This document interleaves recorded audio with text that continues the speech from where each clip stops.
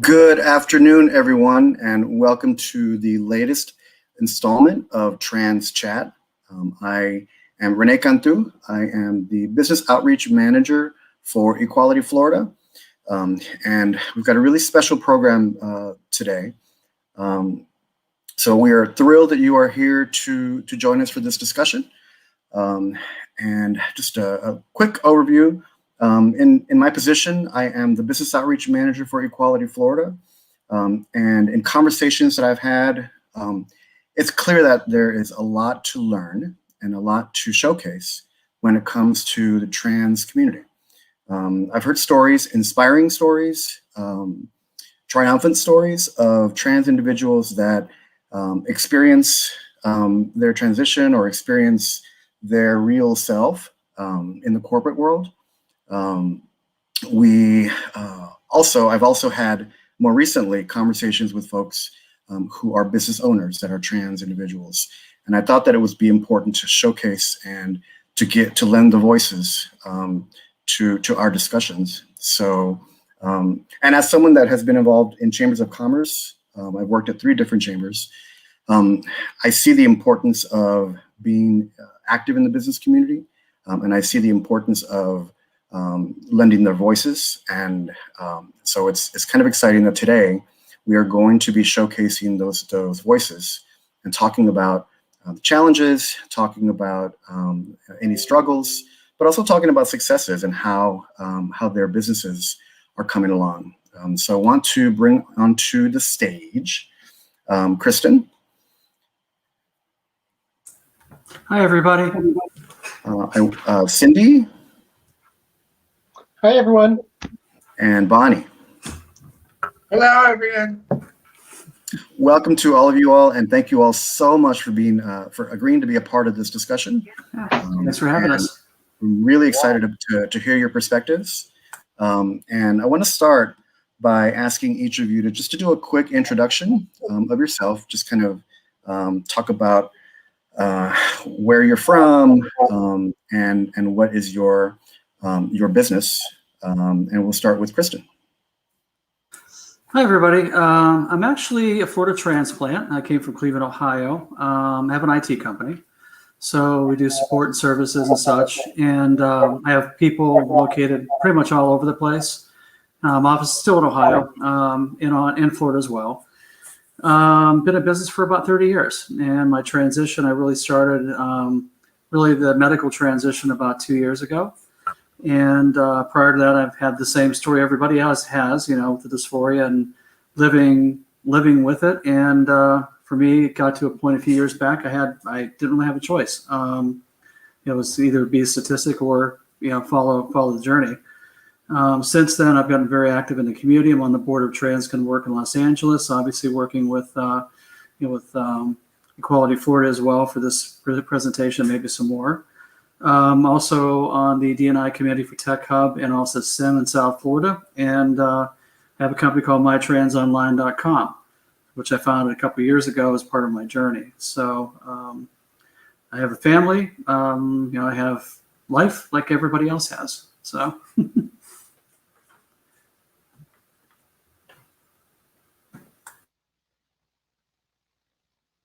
I think you're muted, Renee.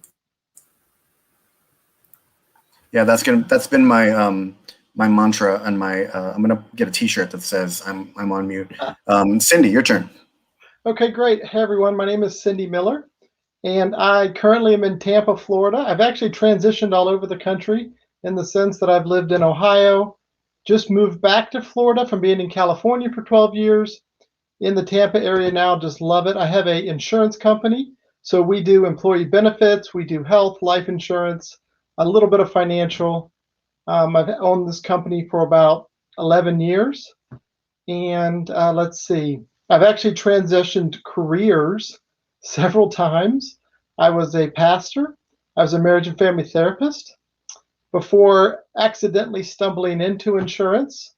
And I'm getting ready to launch a new business towards the end of this year called cindygracemiller.com. And that's going to be all for the trans community. So we're hoping that it will be the #1 resource for emotional, mental, and spiritual guidance when it comes to really what I like to say, transitioning well rather than just surviving transition.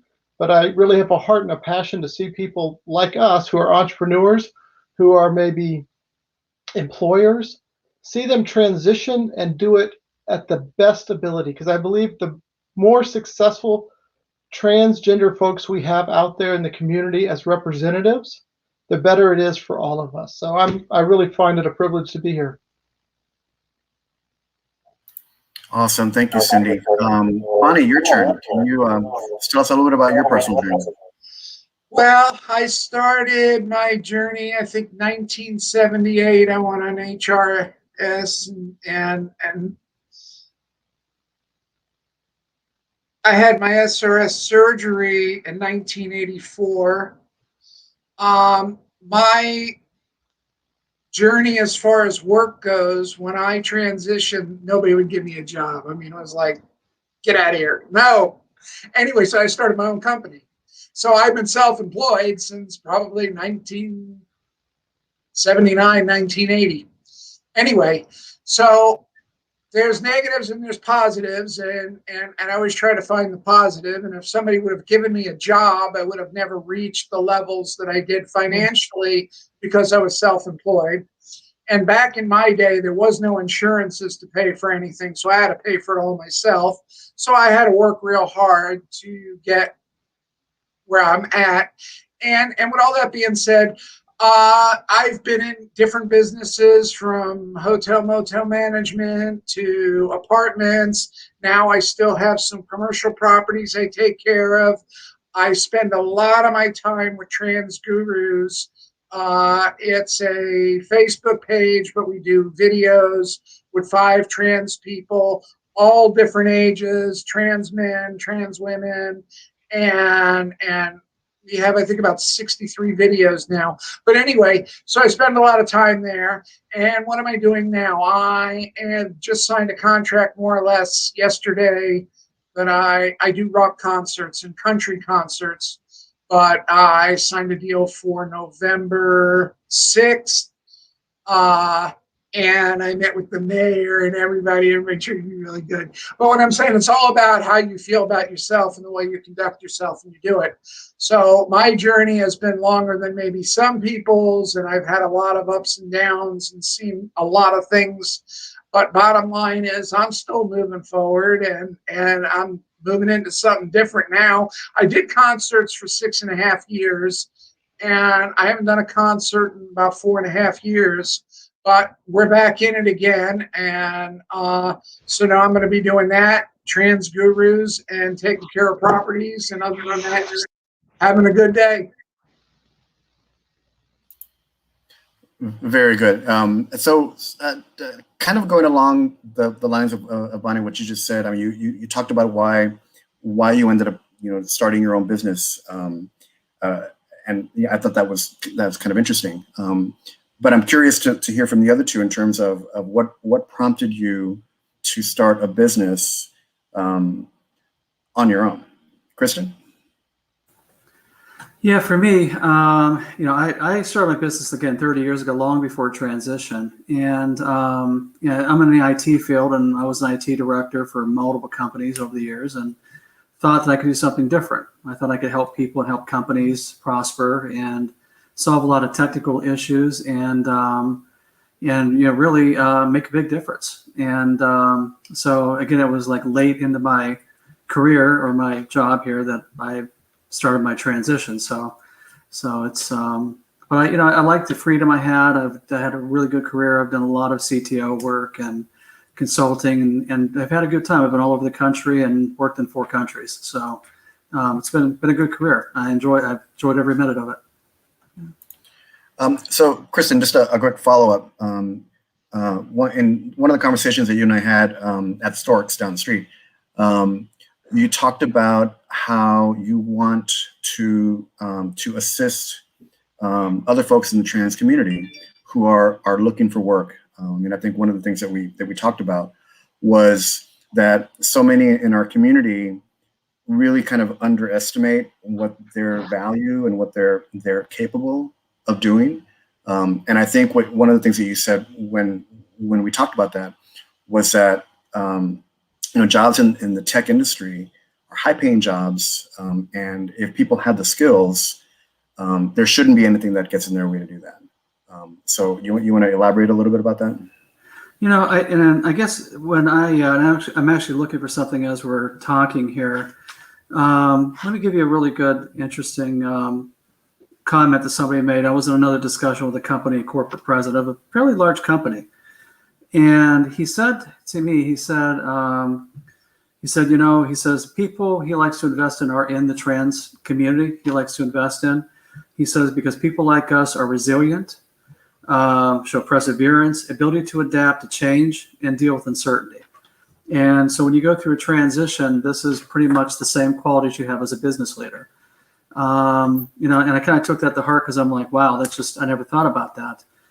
And I think that, I look at things a little bit differently than some people, and not so early on in my transition, but later, who I am and being trans is just who I am. But my priorities, for instance, are my family. My priorities are to put a roof over my head, pay my bills, and be a productive member of society like everybody else. That's my number one. And, trans is who I am. It's not really, it doesn't define every moment of my life. And I think that's an important thing to say is putting your priorities in place. And that's kind of what I've done. As far as helping, like working with the trans community, hiring people from our community because they do have those skills and that capability. And there's a lot of folks from technology. There's a lot of technical people in our community. And, as we grow our company and get more business and more leads and referral, I'm going to be looking directly to our community to find those people and put them to work. That's the idea. And that was also part of the reason, I joined the board of Trans Can Work also was, again, it's about putting people to work in the community.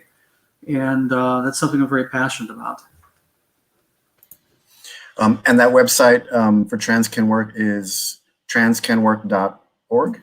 .org, correct, yes. Mm-hmm. Okay. Yeah. I would encourage y'all to take a look at that because it's got some really great information. Cindy, Yes. You went into business. I did. I've actually had several businesses. I want to echo something Kristen said, though, because I think she hits the nail on the head when she talks about the fact that, transgender folks actually, I like to say they have a superpower.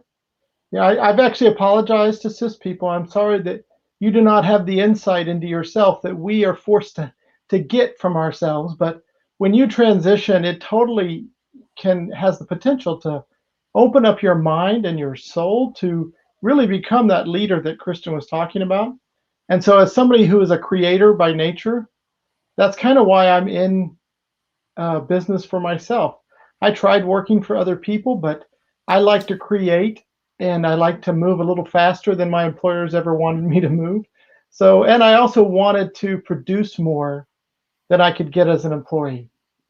And I realized I'm just going to have to take the risks to do that. And really, when we transition, that's what we're doing. We're building our own business. It just happens to be our authentic self, but that's exactly what we're doing. I think transgender folk make a great entrepreneur and business owner because they have that mindset that says, I know how to do what it takes or find out how to do what it takes to put a team around me to make something happen that benefits me, that benefits others. So that's kind of how I wound up in this. It just never seemed like another option except what's the next thing to create. That's great. So now, Bonnie, you mentioned in your introduction the group that you work with called Trans Gurus. Can you tell us a little bit about the group and what's your mission? Trans Gurus is to give back to the community, and we do our videos. We do them all on different topics. Now, our videos are good for, let's say, spouses, employers, friends, trans people that are just starting out, trans people that are going through the change.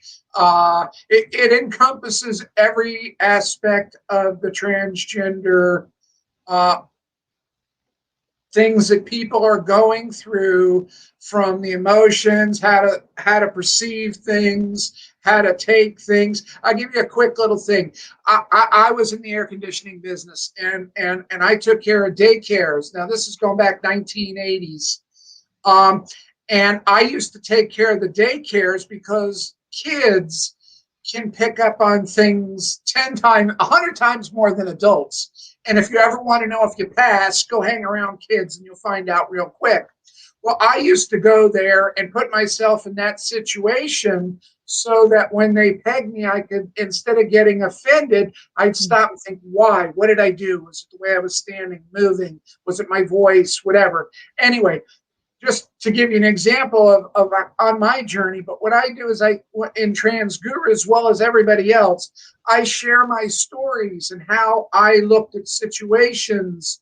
And instead of looking at a situation negative, I always try to find the positive and use it to improve on myself, to better myself. And one thing I want to mention that is conveyed in the TransGurus thing is, for me being self-employed, it gave me self-worth. When I was going through transition and everything, I was one of the best AC people around. I was clean. I was conscientious. I did work. But I had something that reinforced that I was a good person and that I wasn't just somebody that nobody would give me a job in the world. But when I started my own business, I did for some famous doctors, lawyers, TV people. I mean, I had celebrities all over the place from Tampa that trusted me because I was an honest, hardworking person. And what I'm saying is self-worth can be built, just like you hear the other people here that are talking today. Their self-worth by achieving themselves and helping people. And I want to add one thing here that, you know, in the 80s and 90s, 10 years I was in Tampa, I employed trans people, lesbians, gay people. And you know what? Those people loved me because I gave them a job and other people wouldn't. And they were some of the hardest working people you can ever imagine. And although I'm not, you know, and then I had another one on South Beach when I was there for 10, 15 years, whatever it was. I also had gay managers. And what I'm saying is they always were a higher level because they appreciated that they had the job. And it's all about giving. And with TransGurus, it sums it up as that it's about giving and trying to help people to see different ways, different situations. Now you got to remember, all 5 people are from different backgrounds. We have a trans man that he's 28 years old, so he has a totally different story than, let's say, Raji, you know, who transitioned way back when I did, or let's say, you know, Ella, who, on and on and on. But what I'm saying is, who's ever listening is going to hear. We don't script it. We get on there, we say, this is the subject, boom, and we just run with it. But you hear 5 totally different ways of looking at each situation. They might be all intertwined, but basically they're coming from 5 different sectors. And that's what we try to convey and help people and give back. Because I tell you what, people have been real good to me. The universe has been real good. It's time for me to give back. And that's what I'm trying to do with TransGurus, is give back. That's awesome. And for those of you that are watching us on Facebook Live, if you do a quick search, it's simple Trans Gurus. You'll find it pretty quick. And there's some really, you know, aside from the videos, there's some great information just to read up on, and some of the posts that are there are really, really interesting. So check it out. So what about challenges? Challenges that you may have faced in your business. And for this one, we'll start with Cindy. Okay. Well, I can tell you this. I feel a little fortunate. I would love to hear what Bonnie sees as challenges, because she transitioned in business before Kristen and I did. And, you know, times, yeah, we have challenges in transitioning now, but it's not even close to what it was back in the day. I mean, just with the fact that you have people like Bonnie who are making these videos, who are doing things out there. There's so much out there. So I think sometimes the biggest challenge that I've had is myself, right? My own fears. I remember when I went to tell all my clients, you just feel like, oh my gosh, what are they going to think? Because I've been developing them for 10 years and now I'm going to tell them this. And I didn't lose a single client.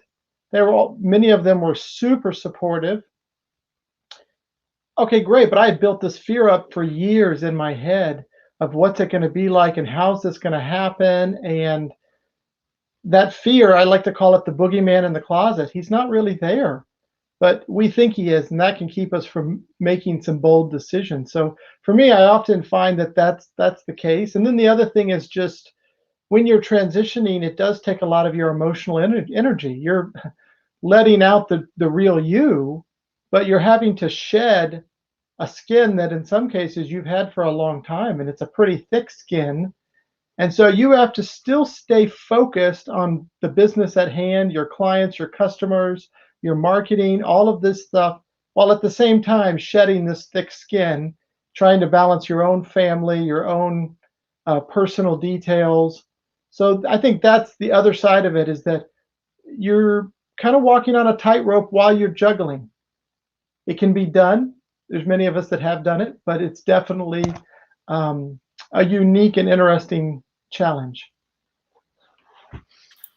Well, you talk about walking on a tightrope while juggling. To me, that's a challenge. But then you're also underwater, and then you're also have plates on poles you got to keep spinning.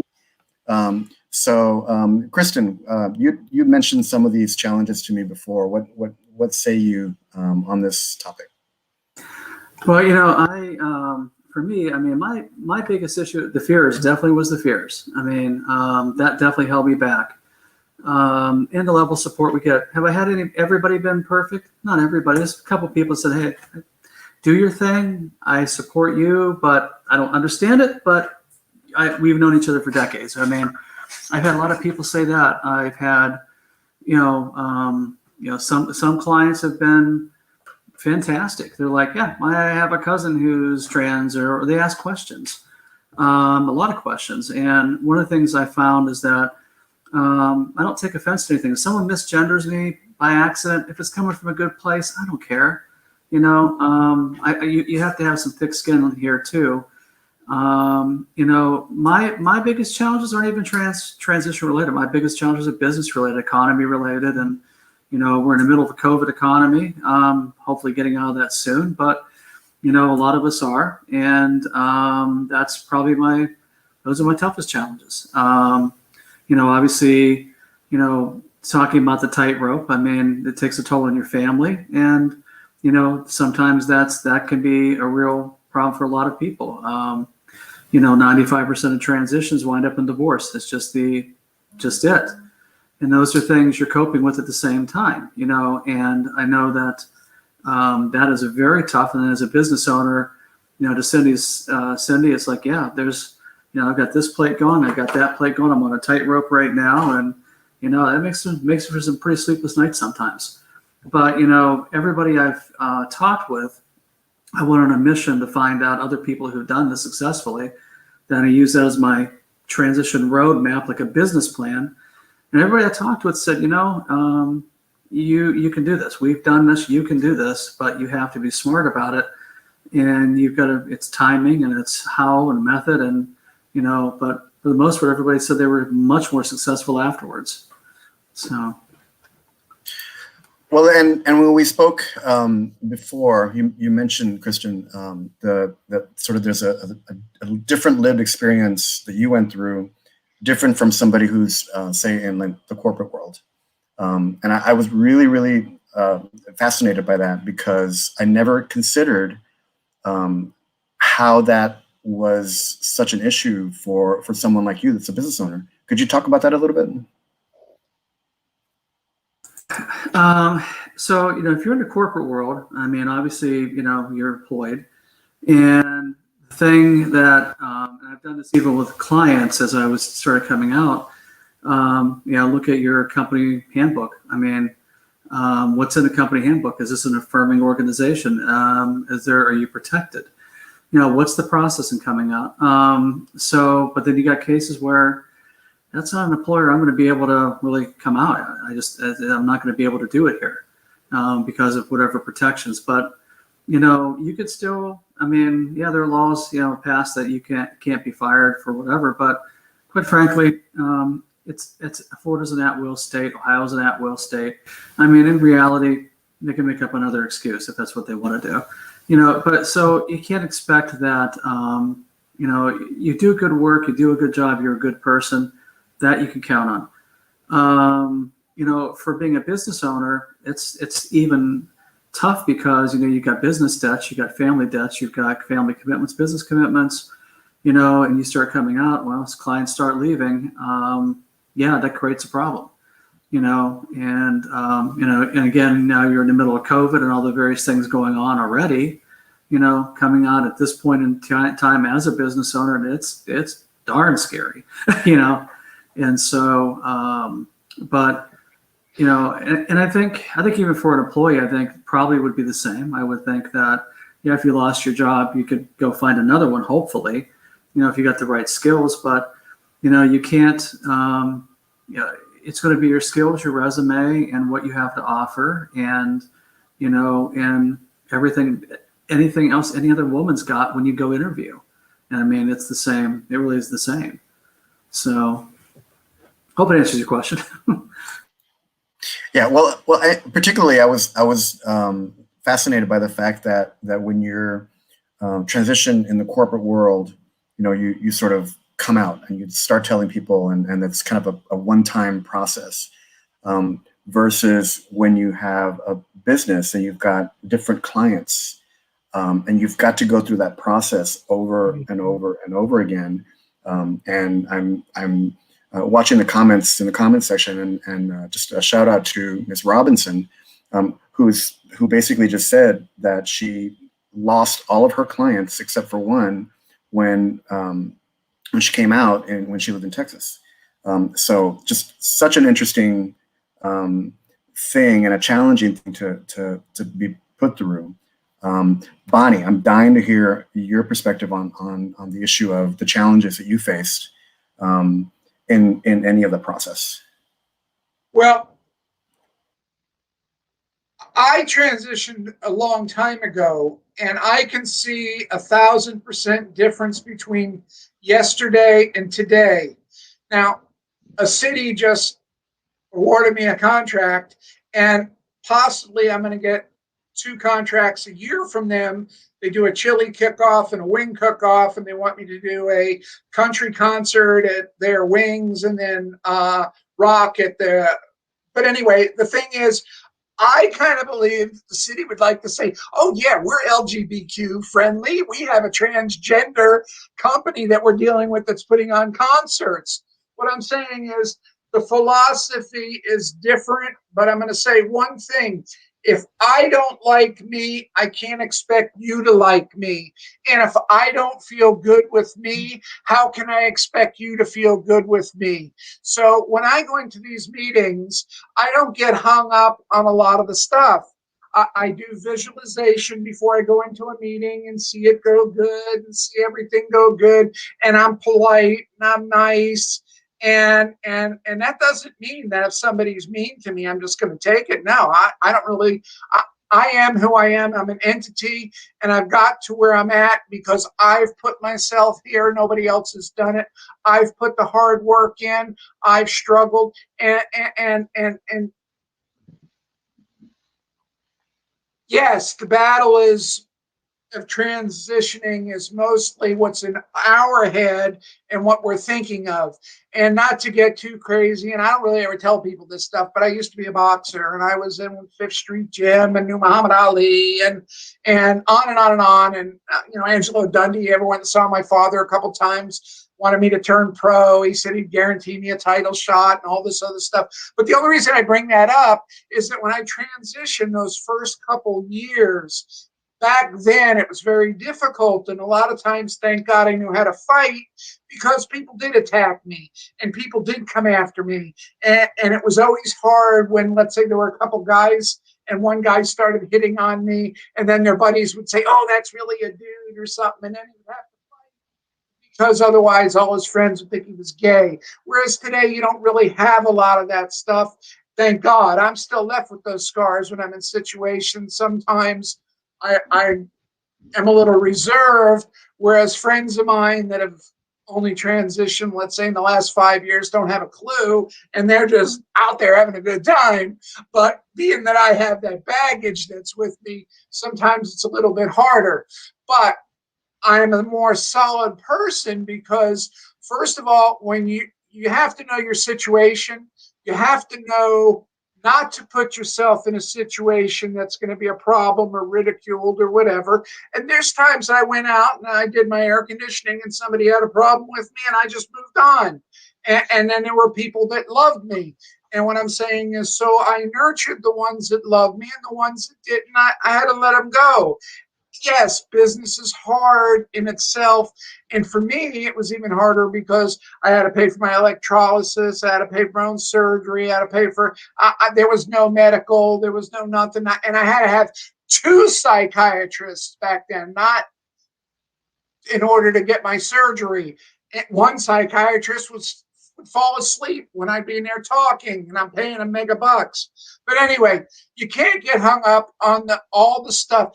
It's about enjoying the journey. It's about having clarity of mind, making decisions from logic and not emotion. And if you do your visualization every time before you go into a situation and see how you want it to come out, your chances of it coming out like that are like 1,000 times greater, because subconsciously you've programmed yourself and feel good about yourself. It's like everything in life. You can't put a square peg into a round hole, but at the same time, you can look at that square peg and say, that's not going to fit in there. I need a different peg. And what I'm saying in life, along our journey, you need to find what is it that's going to work for you. What do you feel comfortable with?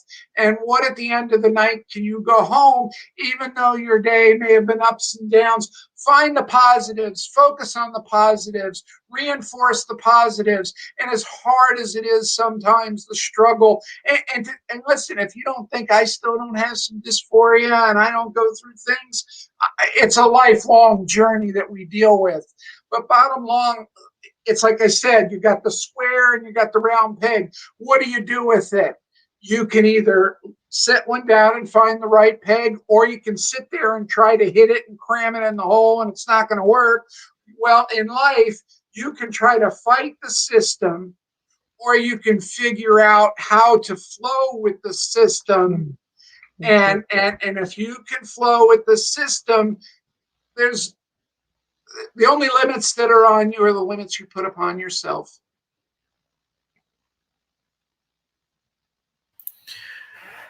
Wow, very, very well said, Bonnie. I just get all goosebumpy just listening to you. How do you guys feel about the support that you get from the LGBT community? Is it a positive? Bonnie, you mentioned earlier that you hired folks in the LGBT community to be a part of your company. Kristen, you're talking about hiring folks in IT. Cindy, same thing. What are your thoughts on the kind of support that you get from the LGBT community in general? We'll start with Kristen. Sorry, but I mute myself there. I think in general, I mean, what I've seen, you have to go look for support. You really do, and you have to figure out what kind of support you are looking for. You can't, hey, I'm trans, come help me. It's about you meet people, you network, you do all the same things that you would do anybody else would do. Like I'm a member of NGLCC, National Gay and Lesbian Chamber of Commerce. There's resources there to find business. You could be a certified business, but it's there for you, but they don't come to you. You still have to go look for that. As far as support, I found a lot of support from people. I mean, Cindy and Bonnie I know really well. And that's from reaching out and meeting people and finding common interests. Bonnie's talked me off the ledge, and so has Cindy several times. it's not an easy journey. And having people to say, hey, look, I understand where you're coming from, and business, I mean, hey, here's a lead, here's a referral. Hey, we need a consultant, we need a project done. That is, to me, the best way to, to support people, especially a business owner, like any other business owner. Many times we are coming from a point of disadvantage, and that's just a little leg up. It costs nothing to do, and it's just a good thing to do. And I've always believed in paying it forward. When I come across opportunities for insurance or, in Cindy's life and consulting, I'm going to give them to Cindy. She's the first person I'm going to, because she's helped me, and the same with Bonnie. But we really need, as a community, to try to, lift each other up. And that's not just the trans community. It's we're all in, we're all riding this wave together, And, if you look at, there's mutual interest everywhere, and finding common ground and working together. That's how you get ahead, and it's just, have I found good support? Mostly I have. I found fantastic support. And I honestly believe it's going to get a lot better as time goes on.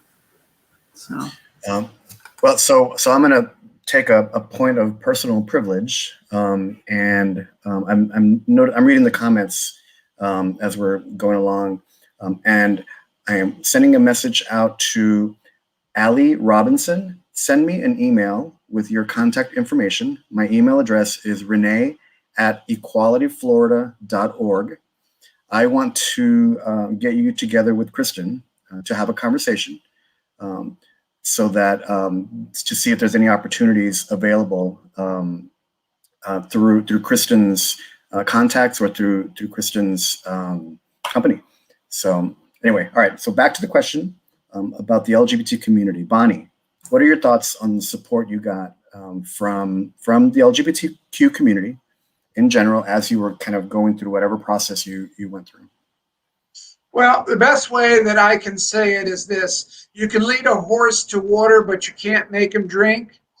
And just because somebody's transgender, if they don't really want to work and they want to use their transgenderism as a scapegoat or reason that they can't make it, or use that as a way of justifying everything in life that it's not perfect, you can't help somebody like that. But if you find a transgender person that really wants to do something, and they have the energy and the desire and they want, you can bring a person like that on board that will appreciate you and soar.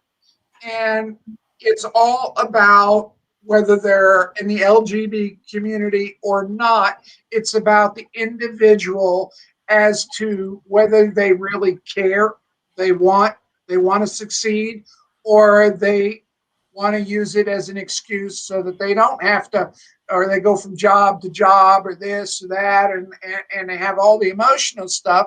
But a lot of us transgender people are very focused. And like Cindy was saying, I believe we have an advantage. Listen, everything I've been through, God gave me a gift making me transgender, because it opened my mind and broadened me to life and experiences that other people will never even begin to think about. And it's not that I'm saying I'm any better than anyone or I'm this. No, I'm just me. But because of the transgender part of me, it's made me more open to the real world and to not just be a closed-minded redneck. And with that being said, when it comes time to find people to work, you can offer the opportunity.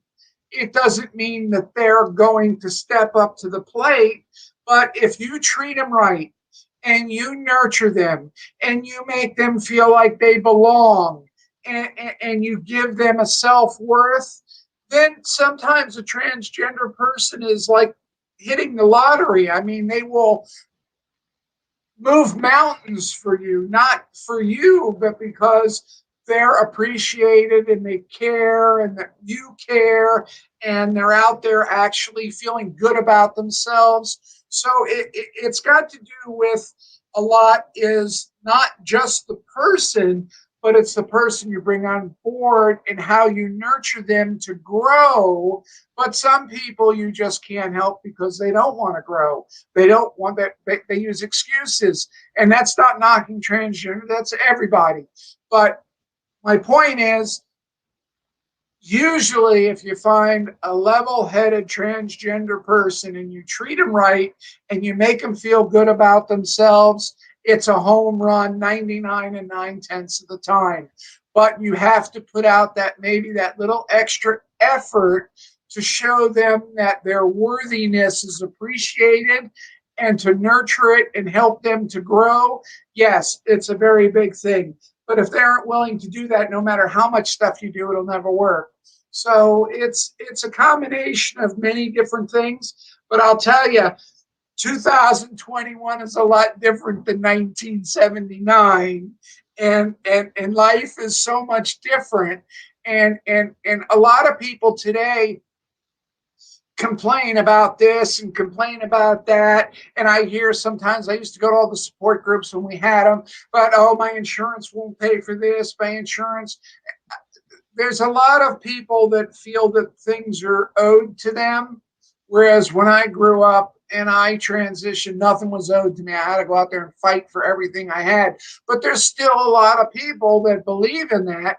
And there's still a lot of people that do that. You just need to find those people, nurture them, help them to grow.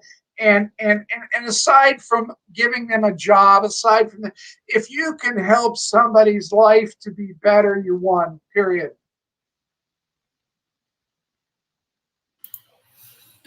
Cindy, any additional thoughts on support from the LGBTQ community?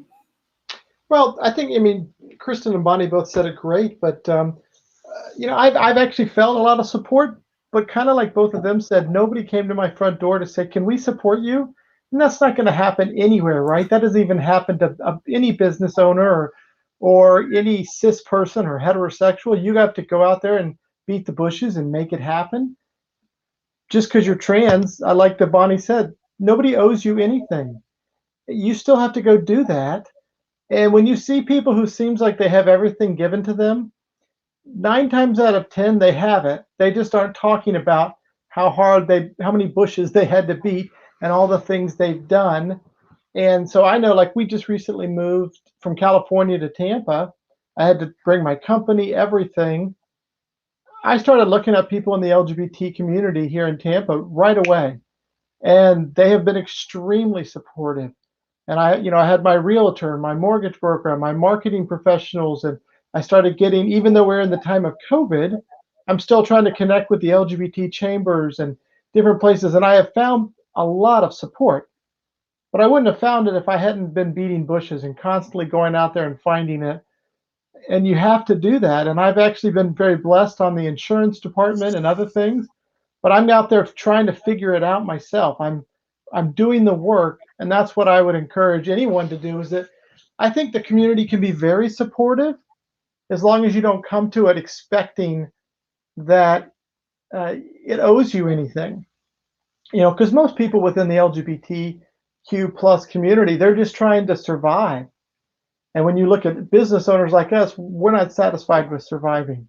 We want to thrive, and we want to help other people thrive. And so I would love to see a network of trans business professionals. Crystal and I have talked about this many, many times about how we can connect folks. I think a lot of that takes some retraining of the brain within the LGBT and especially trans community, that we have to retrain how we're thinking, that we have the ability to do this and then start to partner and connect with each other. But I don't wait for that. I mean, I would say most of my clients, if not all of them, are not under the LGBT umbrella. I'm not going to wait around for that. I would love to have LGBT clients and people that I work with, but I have a family to support and a business to run, and I'm just going to make it happen, whatever that looks like. And I think you kind of have to have that mentality, not only with the business side, but with the LGBT community and with transitioning itself. So Cindy, just on a side note, just want to make sure you are connected with the Tampa Bay LGBT Chamber. I am. I've connected Okay, with good. the chamber and as well as the national chamber, Okay, good. as well as I'm pretty involved with PFLAG, which is a group that supports a lot of families and youth in the trans community as well. Awesome. Yeah, Justice at the chamber is a very resourceful individual, good person to know. So we've been hearing lately in the news the sort of attacks on trans youth that are being done at the legislature. This is the first year in over 20 years that that our legislature has passed anti-LGBTQ laws. Those that discriminate against our community, and they're specifically targeting trans youth. What do you see as sort of your role potentially in helping in that that fight, that situation? Because we know that it's an issue, and we know that it's not just bad for the sports teams and it's bad for the youth, but it's bad for what happens to our trans kids when their friends are receiving messages that to be trans is not it's not equal as to everyone else. As business owners, it's so important, I think, to elevate your voices and to speak out whenever you can. How do each of you kind of see yourselves in that realm with Cindy this time? Okay. Well, actually, it's so funny because I was just speaking at a rally last night about this very issue. Because to me, it's just about we need to educate better, but it's respectful education. We don't need to yell at each other. But so many folks just don't understand the issue when it comes to trans sports. There's so much confusion out there from the opposition that just is like somebody kicking up all the dirt in a river and you can't really see the bottom anymore. But those of us who are living it, we know better, and we know that there's really nothing to fear. I used the thing last night when I was talking that when I was a kid, I used to run and jump into bed so the monster under the bed couldn't grab my feet. And when I got older and I realized there was no monster under the bed, I didn't do that anymore. And that this law is in Florida and other places are states running and jumping into bed afraid of this monster that doesn't even exist to begin with. And because they're reacting like this, so many people who just don't know anything, don't know a trans person at all, they're going off of bad information. So we need to do a good job of educating. But the other thing is this is a financial issue for states. And I love the governors who I've listened to who have vetoed these bills or stopped them. Their bottom line is we're going to lose business, good families coming into our states because we're not open. One of the things that I love, my family's been in Florida since the late 1700s. We've been here a long time. And I love that we have the monocle of Weird Florida, because Florida has always been this place where you can just come and do your own thing, be your own person, whatever that looks like. And you can have two people living next to each other and they're vastly different, and that's okay. And when we start passing laws like that, we're kind of sending the opposite message that we don't allow people who might be different or we don't understand them. And not only does that hurt the youth, it's going to hurt business as a whole. And we just don't want to see that happen here in Florida.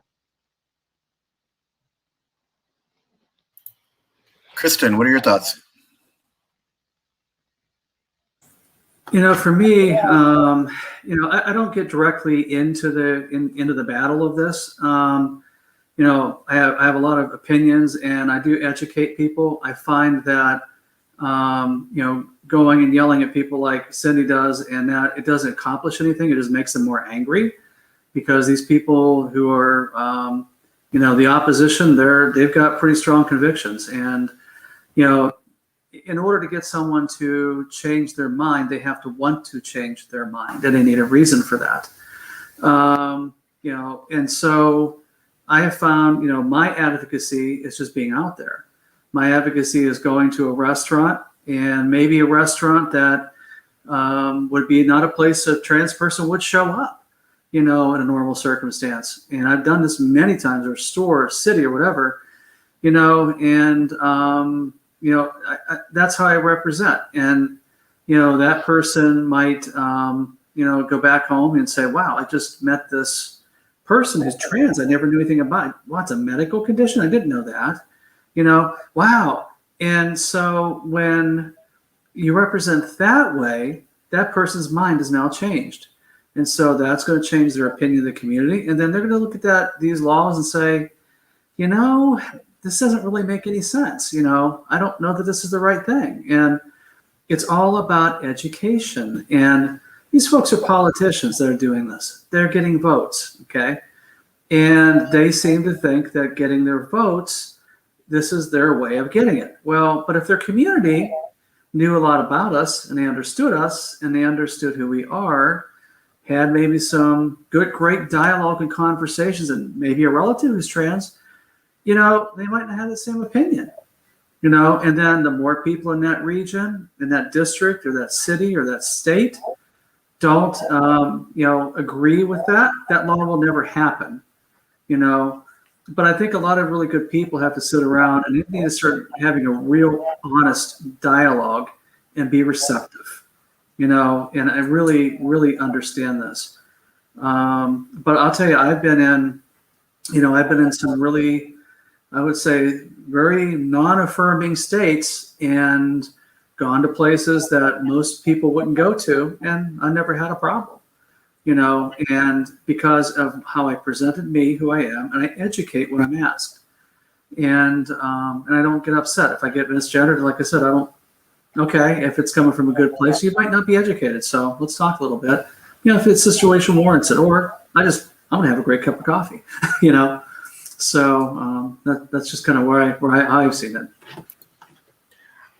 I love that, and I think it's so important, Kristen. The point you just made, and that's, there is this sense that the trans community is that boogeyman under the bed or in the closet, and the more we're able to demonstrate that trans folks are everywhere, trans folks are respectable, trans folks are a solid part of our communities all over the state, and it's the more you get to know, the less that sort of boogeyman image happens. So, but I've got my thoughts about how much our current legislators are even willing at this point to receive education. I mean, one of the sponsors of the bill has a daughter who is trans. So, where's the sense there? So, but Bonnie, what are your thoughts on this type of stuff? Well, the only real way to do something is to become involved in politics, and I'm not going to do that. I wouldn't want to put myself through it, not because of me, that I'm afraid of me, but I got to take care of me and whatever. But with trans gurus, and I wasn't even aware of all the legislation going on against trans people on the level that it is, because they try not to talk about it on TV much because they want to keep it hush hush, which I don't really understand. But anyway, Ella, my partner, she with Trans Gurus puts up all these posts of all the different states and all the things that are going. And as a result of her putting them up, I've become real educated. It's pretty screwed up, some of these states, what they're doing and what they're trying to do, and the insanity of it. And they don't understand it. But we're trying to share as much as we can to educate people. I don't know, we got about 25,000 followers. So, we are able to reach a lot of people, and we try to do it through those means. And also a lot of people message us, I mean, at least 10 people a day. And we try to answer them, and we try to help them, and we try to make them understand there's different ways of looking at every situation. To give you a real quick example, my ex, the kids, her kids, and I have one son, 43, and actually I went on hormones 3 months before he was born. But anyway, that's neither here nor there. But what I'm saying is they did something to the car, and she freaked out because it was the worst day in the world because she couldn't take her kids to school. And her kids, it was the best day because they didn't have to go to school. I mean, I actually went out and had to buy her another car. That's how dramatic this was. Same situation. One situation, it was the end of the world. The other situation, it was a good thing. Well, when I try to do, when people have situations, I say, well, let's step back and look at the situation and see what you can do. Now, if you're in a state where they're not going to give hormone replacement or blockers to your child, well, I only have one thing to say: move. Send your kid to relatives that maybe you're in a different state, or figure something out. But I'm afraid what's going to happen, and I'm not trying to get off track, but you're going to see the suicide rate go up between kids, and then people are going to protest what you're doing is causing kids to do this. And at some point, some legislators, like you said, listen, you know, my family turned on me for many years. They disowned me. And, you know, I'm not trying to say, but I got a cousin who has a trans man for a child. And, you know, what goes around comes around sometimes. So with all that being said, is all you can do is just try to be helpful, supportive, try to keep people in a logical and not an emotional state. And there's always an answer. Might not be easy, but there's always a solution to every problem. And for us, the best way we do it is through trans gurus, because I just don't want to be involved in politics. But, you know, politics is such a nasty thing that I don't even think it's gotten so that it doesn't even make sense. You know, before we used to have politics about things. Now it's just one side trying to hurt another side. And I'm going to say one thing about this whole transgender thing.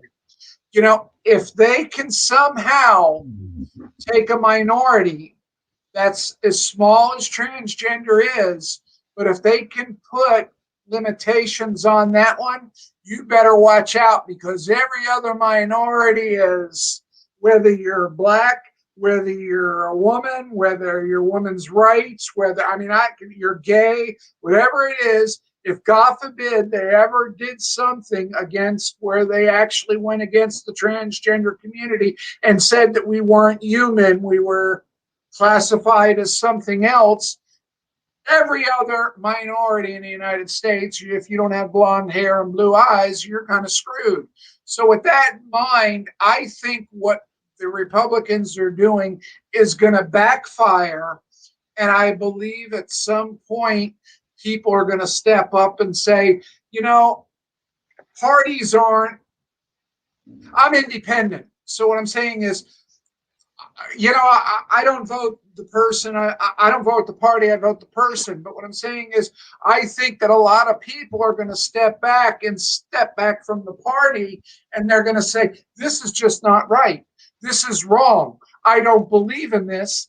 And I think that enough things are going to happen that the publicity is going to backfire on how they're trying to divide the country and isolate us, to the point where people are going to look at them as maybe not really American, or not really for a free country, or they're trying to change what a free country is.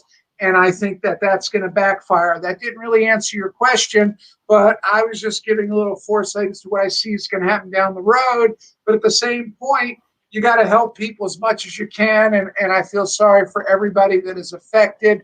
And it's not fair, but, you know, even the parents sometimes need somebody to put an arm around them and say, it's going to be okay. Mm-hmm. Because parents love their children and they don't want to see their children hurt and go through all this. And then when society is trying to turn people against transgender, just like look at how many of the Chinese people are getting beat up because we tried to make it against the Chinese people, so Chinese people suffer. Well, if they keep doing this against the transgender, well, then people are going to start coming after the transgender because it's being pumped in their head that there's something wrong with us, this and that.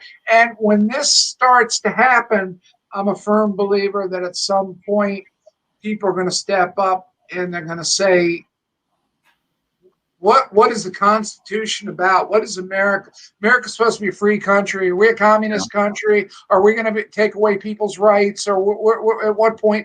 And at that point, I think it's going to change. But till it gets to that point, it's going to get worse before it gets better. And I'm sorry. Yeah. Wow. Well, and Bonnie, we've come to the end of our chat session, and we're going to have to give you the last word on that. I want to thank each and every one of you for being a part of our discussion today. And I did want to do a quick plug for one of the programs that I manage called Open Doors, which is an online directory of equality-friendly businesses. If your business or your company can pledge to keep your doors open with no regard to any discrimination against the LGBTQ community, you need to get your business listed. It is currently free to get listed, so check it out. It's opendoorsflorida.org, and Open Doors got together today with our transaction program to bring you this TransChat today. So thank you for being a part of our panel, all three of you. And thank you in the audience for joining us today. And we will talk to you soon. Thank you.